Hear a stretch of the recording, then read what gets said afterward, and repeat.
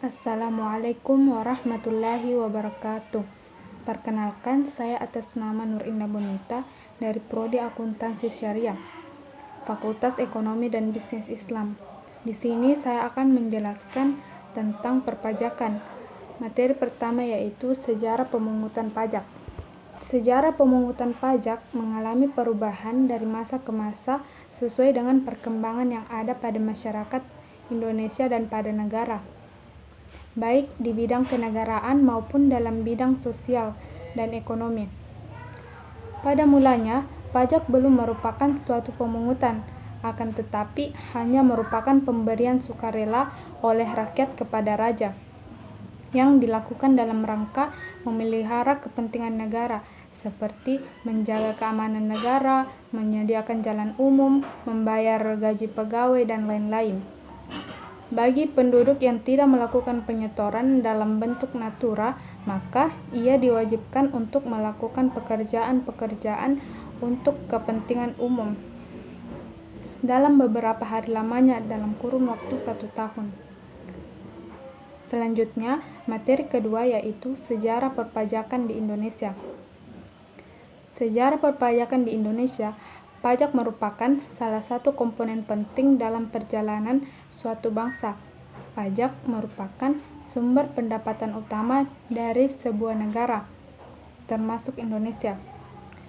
Sumber pendapatan negara yang berasal dari pajak terbagi dalam 7 sektor, yaitu pajak penghasilan, pajak pertambahan nilai, pajak penjualan atas barang mewah, pajak bumi dan bangunan, pajak ekspor, pajak perdagangan internasional, serta bea masuk dan cukai.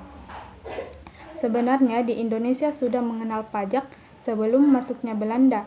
Saat itu, pajak dikenal dengan istilah upeti. Upeti sendiri adalah pajak yang harus dibayarkan oleh rakyat untuk kepentingan pribadi dan operasional kerajaannya. Contohnya seperti membangun istana atau membiayai rumah tangga pekerjaan. Selanjutnya, materi ketiga yaitu dasar hukum perpajakan. Yang pertama yaitu hukum pajak formal. Hukum pajak formal yaitu pajak yang membuat adanya ketentuan-ketentuan dalam mewujudkan hukum pajak material menjadi kenyataan. Hukum pajak formal memuat tata cara atau prosedur penetapan jumlah utang pajak, hak-hak fiskus untuk mengadakan evaluasi. Hukum pajak formal juga menentukan kewajiban wajib pajak untuk mengadakan pembukuan, serta prosedur pengajuan surat keberatan maupun banding. Contoh hukum pajak formal adalah tata cara perpajakan. Hukum pajak yang kedua yaitu hukum pajak material. Hukum pajak yang memuat tentang ketentuan-ketentuan terhadap keadaan yang dikenai pajak atau objek pajak, siapa yang akan dikenakan pajak, subjek pajak, dan siapa yang dikecualikan dengan pajak, serta beberapa jumlah yang harus dibayar atau tarif pajak. Contoh hukum pajak material adalah pajak penghasilan atau PPh dan pajak pertambahan nilai. Selanjutnya, materi keempat yaitu sistem perpajakan. Sistem perpajakan adalah mekanisme yang mengatur bagaimana hak dan kewajiban perpajakan suatu wajib pajak dilaksanakan. Pada uraian di bawah ini disajikan berbagai sistem perpajakan. Yang pertama yaitu official assessment. Menurut sistem perpajakan ini, besarnya pajak yang terutang ditetapkan sepenuhnya oleh institusi pemungut pajak. Wajib pajak dalam hal ini bersifat pasif dan menunggu penyampaian utang pajak yang ditetapkan oleh institusi pemungut pajak. Kedua, self assessment. Menurut sistem perpajakan ini, besarnya pajak yang terutang ditetapkan oleh wajib pajak. Dalam hal ini, kegiatan menghitungkan, menyetorkan, dan melaporkan pajak yang terutang dilakukan oleh wajib pajak. Peran institusi pemungut pajak hanyalah mengawasi melalui serangkaian tindakan pengawasan maupun penegakan hukum atau pemeriksaan dan penyidikan pajak. Selanjutnya, materi terakhir yaitu kepatuhan pajak.